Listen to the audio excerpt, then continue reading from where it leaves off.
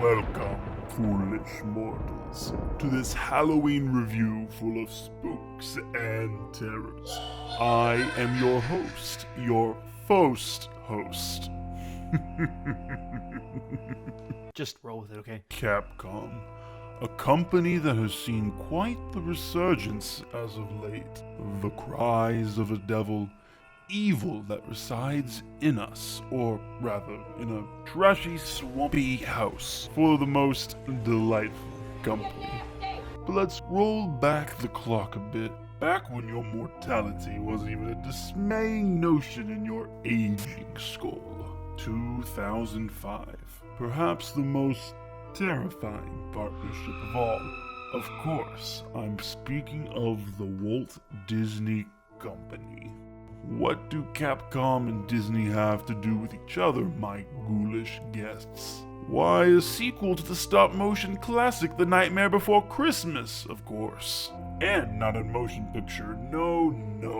Why, a video game released for the PlayStation 2 and Xbox, no less. So, how did this unconventional follow-up work out? Well, let's take a seat and not lose our heads and discover the somewhat forgotten tale. Now, as they say, look alive and we shall begin. Happy Halloween!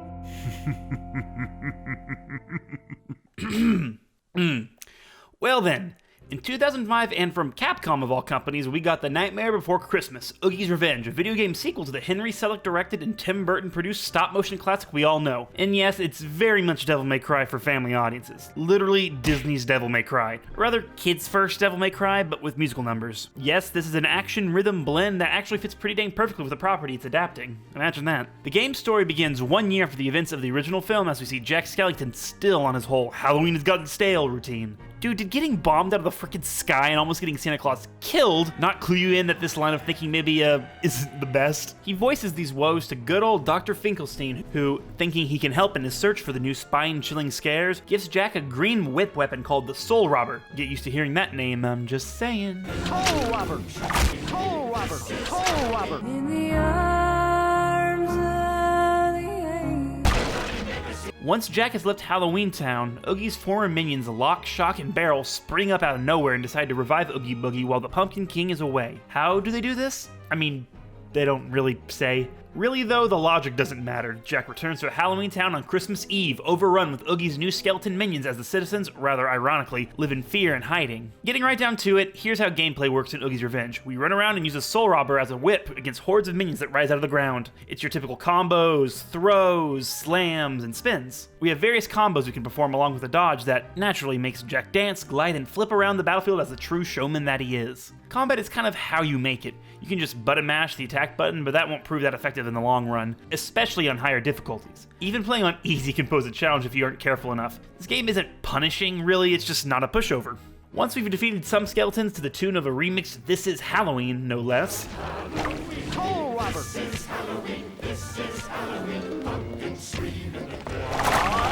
We head into the town hall where we confront Oogie Boogie, or at least what looks like a shadow version of him. Too close.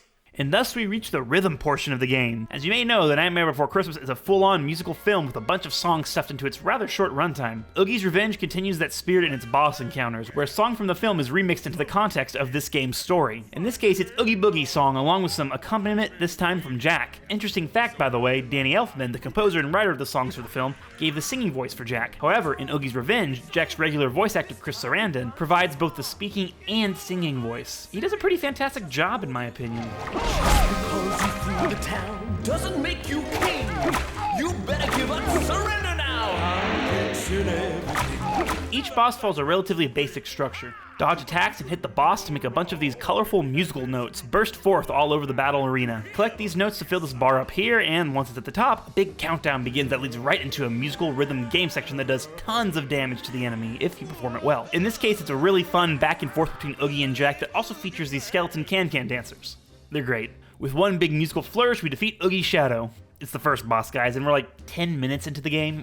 It ain't gonna be that bad. After vanquishing Oogie, a few of the Halloween Town residents re-emerged from wherever they were hiding. There's the Corpse Kid, the witches who run a shop where you can buy some items and weapon upgrades, and the hides. The hides serve as your safe point through Oogie's Revenge, and boy, get used to skipping their dialogue. They say the same exact thing practically every time you speak to them, reminding you to save the game. Or risk doing it again.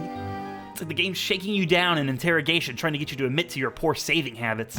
We learned that Oogie's ambitions have grown too large to be contained with just Halloween. He actually plans on becoming the 7 Holidays King and has even captured many of the holiday world leaders. And it's up to Jack alone to stop him. Everyone else here is just around to give quizzes. That's right. First things first though, we have to save Sally, who's been kidnapped by Oogie's minions. We work our way over to the Halloween Town graveyard where we have a small detour with helping the hanging tree find his skeletons. Listen, I don't know how they got free and ended up in places like this, but hey, simple fetch quest, what do you expect? I'm also endlessly amused by how casually Jack just says Hanging Tree's name. Hello, Hanging Tree. Something so grim thrown out in pleasant conversation just makes me giggle like a little kid. Once we're in the crypt, after doing a few more tasks like struggling to button mash these graves back into their rightful place, we unexpectedly encounter a huge spider that's holding Sally hostage. Musical boss fight time! We should have known not to believe, then things would not have turned so bad. Well, as you can guess and hear, this time we're in for a remix of Sally's song from the film, sung by Kath Soucie instead of Catherine O'Hara in this case. Sign the f***ing contract! Now look, I genuinely love these musical sequences. It's not every day you get a hack and slash rhythm hybrid, and as I said earlier, fits perfectly in as the genre to adapt Nightmare into video game form. However, if you're like me and aren't particularly amazing at the game, you're gonna hear this song on repeat. A lot. What will become of our dear town? Will become of our dear town? Will become of our dear town? I don't know, Sally, maybe stop singing so I can deal with this f***ing big-ass spider? We collect the notes, blast the arachnid with our dulcet tones, and Sally's saved. By the way, with each boss we get one of the holiday doors. With Oogie Shadow we got Halloween, and with Sally, Valentine's Day. Aw, cute. After the spider's defeat, we also unlock our first costume change for the game, the Pumpkin King. With the shoulder button pressed, Jack can switch into his Pumpkin King costume to do a bit of fire damage, most notably a fire breath attack that can also be used to traverse through some environments, along with a big fire blast attack that helps take care of enemies when you're surrounded. If I'm being honest, I mostly stuck to upgrading my Soul Robber when it came to combat, not using the Pumpkin King costume that much. Teach their own, really. Next up on the save their ass list is Dr. Finkelstein. He's been brainwashed by Oogie, not a too difficult task I'd imagine, and we have to get up to the top of his laboratory to stop him. It's at this point worth mentioning that throughout the entire game we're menaced by Lock, Shock, and Barrel. Lock was our primary adversary in the graveyard, sending some skeleton minions after us along with attacking with a plunger. Hey, they gotta make that riding in a bathtub look work with their accessories too, I guess. I mean, he did somehow defeat me with that thing, so... By the way, I love the game over screen. I'll never get over how dramatic Jack is. While climbing up the bad doctor's extremely inconvenient tower, we deal with Shock, who clearly just watched some Indiana Jones movies and took too much inspiration.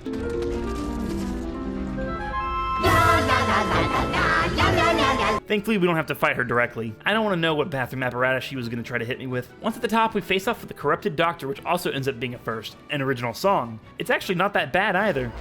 This town has changed, boy, since you've been away. Without our Pumpkin King, it's Oogie Boogie's way. I've heard that this is based on a cut song from the original film, but from all I could find, actually, no songs were removed in the final product. So I'm not too sure the accuracy of this. Maybe an early concept? While the other boss songs have the perfect melodic foundation of Danny Elfman's original score and lyrics, this song naturally comes off a bit weaker, along with my usual poor playing leading to a lot of loops.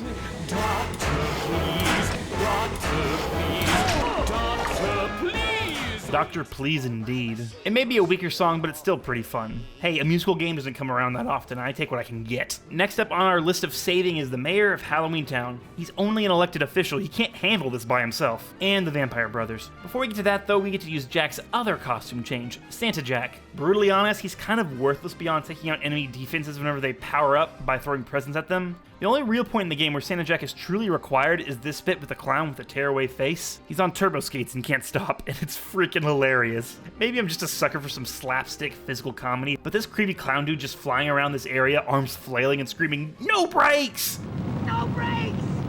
It's just the funniest thing. Like a little slice of Looney Tunes amongst the gothic atmosphere. I love it. Just throw a present at him and use an item we had to pointlessly backtrack to the doctor to get, and bingo bongo, you done. The Vampire Brothers, on the other hand, are a simple fetch quest where you have to find them in their bat forms and return them to their coffins. I really struggled with this, which leads me to one of my issues with Oogie's Revenge.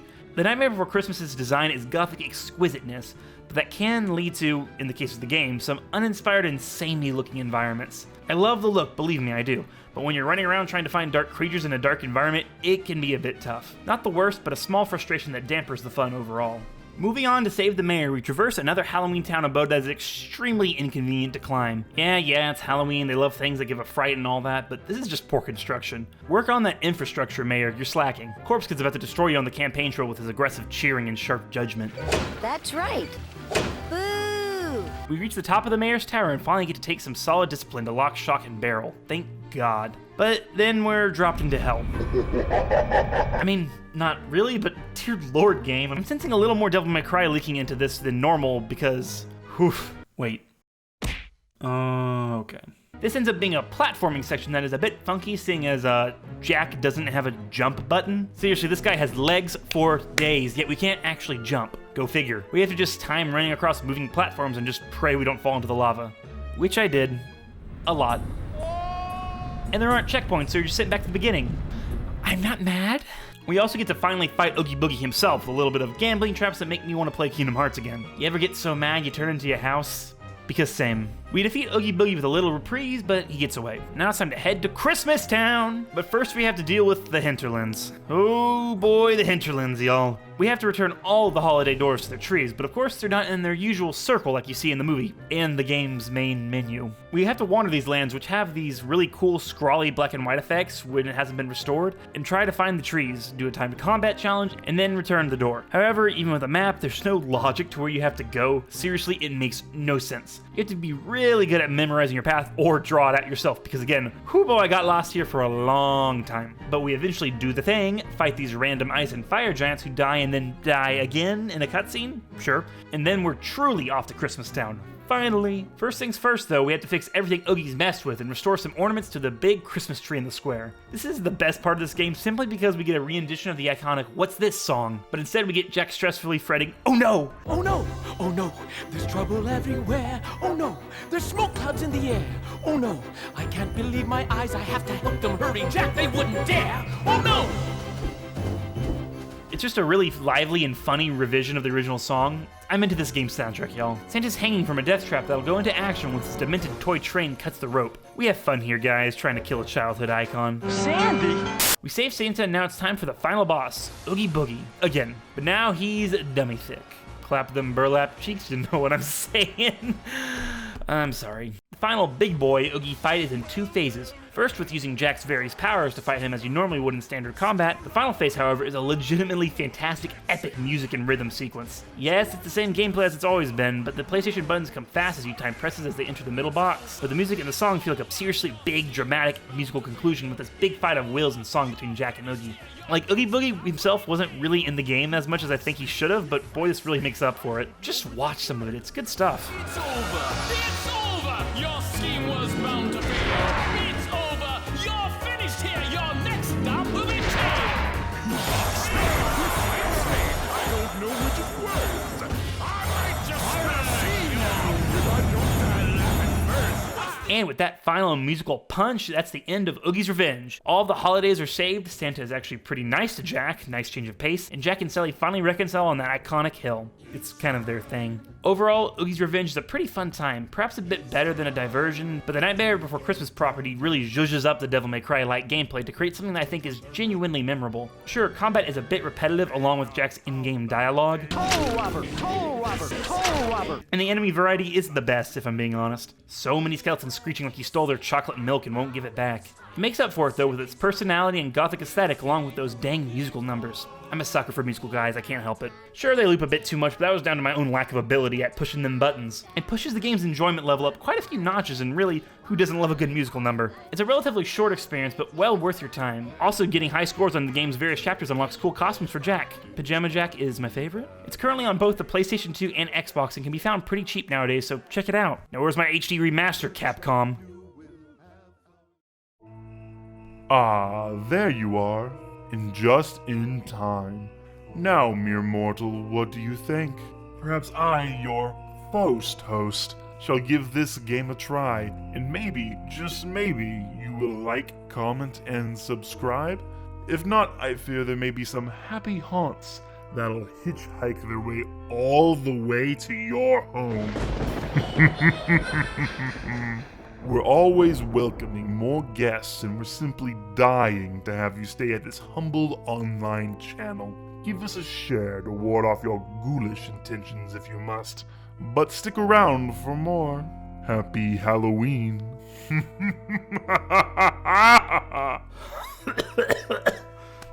Oh, that voice is hard, guys.